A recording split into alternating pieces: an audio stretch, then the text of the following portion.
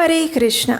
परम पवित्र माघ मास के शुक्ल पक्ष में आने वाली भैमी या जया एकादशी की आप सबको बहुत सारी शुभकामनाएं। एकादशी तिथि परम भगवान श्री हरि की विशेष कृपा प्राप्त करने का अवसर है। इस दिन व्रत का पालन करके, उपवास करके मनुष्य परम आध्यात्मिक उच्च गति को प्राप्त कर सकता है। और इस एकादशी व्रत की महिमा का वर्णन हमारे अनेकों शास्त्रों में किया गया है। 9 फरवरी को वराह द्वादशी का शुभ अवसर भी उपलब्ध है। वराह द्वादशी यानी ऐसा पवित्र दिन जब इस पृथ्वी को बचाने के लिए और वेदों का उद्धार करने के लिए परम भगवान श्री हरि ने वराह का रूप लिया था। माघ मास में आने वाली ये पवित्र एकादशी अत्यंत पुण्य फल प्रदान करने वाली है। इसका पालन करने से मनुष्य के पूर्व जन्म के और वर्तमान जन्म के समस्त पाप नष्ट हो जाते हैं और मनुष्य पुनः अपनी आध्यात्मिक चेतना के साथ अपने भक्ति के पथ पर अग्रसर हो सकता है। तो चलिए इसी परम पावनी मंगलकारी भैमी एकादशी के उपलक्ष्य पर आज हम उससे जुड़ी हुई एक पौराणिक कथा का श्रवण करते हैं। एक समय युधिष्ठिर महाराज ने भगवान श्री कृष्ण से पूछा,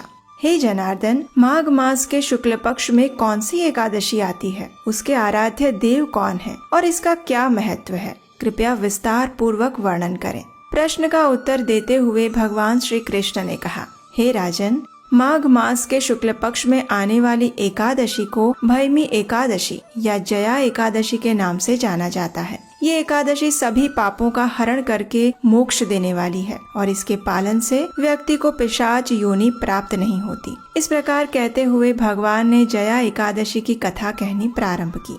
एक समय देवताओं के राजा इंद्र पारिजात से सुशोभित नंदन वन में अप्सराओं के साथ विहार करने आए हुए थे। 50 करोड़ गंधर्वों के नायक देवराज इंद्र ने उस दिन नंदन वन में नृत्य और संगीत समारोह का आयोजन किया था। वहाँ उपस्थित गंधर्वों में पुष्पदंत, चित्रसेन तथा चित्रसेन का पुत्र प्रमुख थे। चित्रसेन की पत्नी का नाम था मालिनी और उन दोनों की एक पुत्री थी जिसका नाम था पुष्पवंती। पुष्पदंत गंधर्व का पुत्र माल्यवान भी वहाँ देवराज इंद्र की प्रसन्नता के लिए आया हुआ था। अब जैसे सामान्यतः होता है वैसे ही माल्यवान और पुष्पवंती एक दूसरे के प्रति आकृष्ट हो चुके थे। वे दोनों भी अन्य अप्सराओं और गंधर्वों के साथ देवराज इंद्र की प्रसन्नता हेतु गायन और नृत्य करने आए थे, लेकिन उनकी एक दूसरे के प्रति आसक्ति के कारण उनका ध्यान गायन और नृत्य में कम और एक दूसरे के प्रति अधिक था और इसके परिणाम स्वरूप ये हुआ कि उन दोनों के गायन और नर्तन में त्रुटियां आने लगी। वे शुद्ध गायन और नर्तन नहीं कर पाए।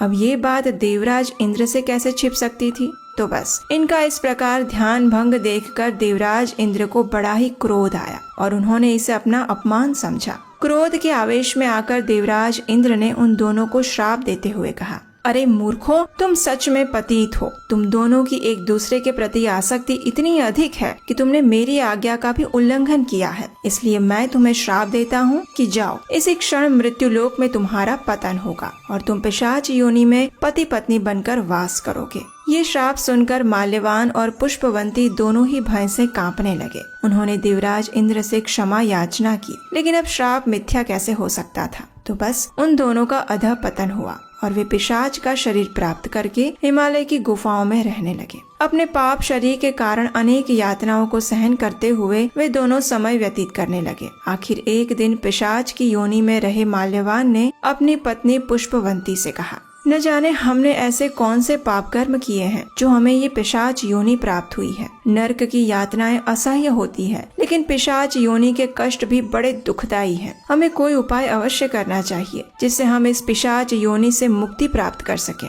इस प्रकार वे विचार कर ही रहे थे कि भगवान श्री विष्णु की विशेष कृपा हुई और उन्हें ये अवसर प्राप्त हुआ। वो दिन था माघ मास के शुक्ल पक्ष की एकादशी का। उस दिन उन दोनों ने ही अनजाने में इस व्रत का पालन किया। हिमालय की कंदराओं में अत्यंत ठंड के कारण उन्होंने ना तो कोई फल खाया और ना ही किसी जीव की हत्या की। उन्होंने किसी भी प्रकार का सुख भोगने का प्रयास भी नहीं किया और संपूर्ण दिन तथा रात्रि के दौरान वे एक बरगद के पेड़ के नीचे बैठे रहे। आखिरकार रात्रि समाप्त हुई और सूर्योदय हुआ। अब देखिए, उन्होंने अज्ञानता में भी एकादशी के दिन उपवास किया था और रात्रि को जागरण किया था। इसलिए इस एकादशी व्रत पालन के फल स्वरूप और परम भगवान श्री हरि की कृपा से उन्हें अपना पूर्व दिव्य शरीर पुनः प्राप्त हुआ और उसके साथ ही उनकी चेतना में भी परिवर्तन आ गया। उन्हें अपने पूर्व जन्म की सारी घटनाएं भी याद आ गई और तभी आकाश मार्ग से एक दिव्य विमान प्रकट हुआ। अब वे पिशाच योनि से मुक्त हो चुके थे। अलंकार से सुशोभित होकर अपने विमान में बैठकर वे दोनों वापस स्वर्गलोक में आए। उन्हें अपने पूर्व शरीर में पुनः देखकर देवराज इंद्र को अत्यंत आश्चर्य हुआ।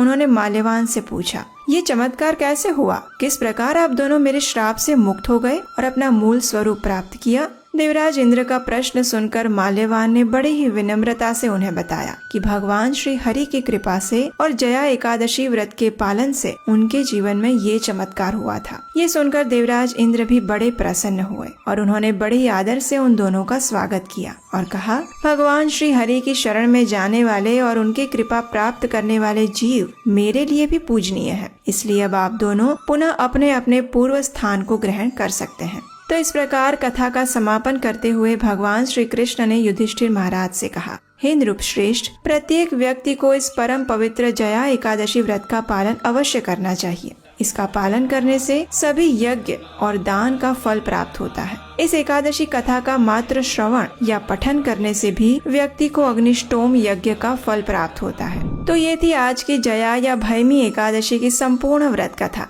और अगर आपको हमारे द्वारा सुनाई जा रही ये प्रमाणभूत कथाएं सुनना अच्छा लगता है तो आप हमारे इस वैदिक सनातन धर्म के प्रचार कार्य में अपना सहयोग दे सकते हैं। स्क्रीन पर दिए गए नंबर पर आप हमें अपना आर्थिक योगदान भेज सकते हैं। आज का दिन अत्यंत विशेष है क्योंकि हमारे शास्त्र बताते हैं कि एकादशी जैसी पवित्र तिथि पर किया गया कोई भी आध्यात्मिक कार्य जीवात्मा को अनंत गुना अधिक फल प्रदान करता है। और श्रील प्रभुपाद भी हमेशा कहते थे कि एकादशी पालन का अर्थ है संपूर्ण दिन में अधिक से अधिक हरे कृष्ण महामंत्र का जप करना, यानी हरे कृष्ण कृष्ण कृष्ण हरे हरे, हरे राम राम राम हरे हरे।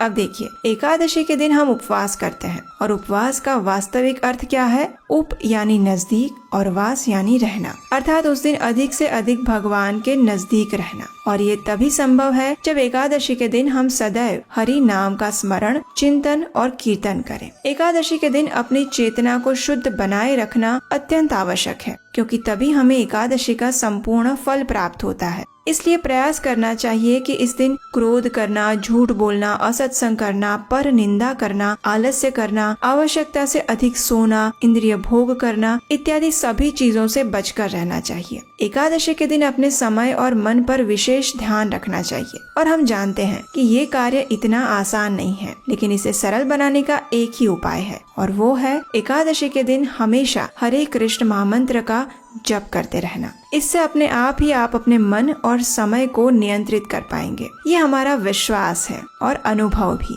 जया एकादशी के अगले दिन यानी द्वादशी पर निर्धारित समय पर उसका पारण करना भी उतना ही आवश्यक है। और फिर इस बार आने वाली द्वादशी तो अत्यंत विशेष है क्योंकि ये वराह द्वादशी है, यानी वे वही दिन है जब भगवान विष्णु ने वराह का स्वरूप धारण करके इस पृथ्वी को जलमग्न होने से बचा लिया था। तो चलिए, सभी पापों का नाश करने वाली परम भगवान श्री कृष्ण की भक्ति प्रदान करने वाली और जीवन के अंतिम गंतव्य की ओर हमें अग्रसर कराने वाली इस शुभदा जया एकादशी का निष्ठा और श्रद्धा पूर्वक पालन करते हैं और परम भगवान श्री कृष्ण की विशेष कृपा प्राप्त करते हैं। हरे कृष्णा।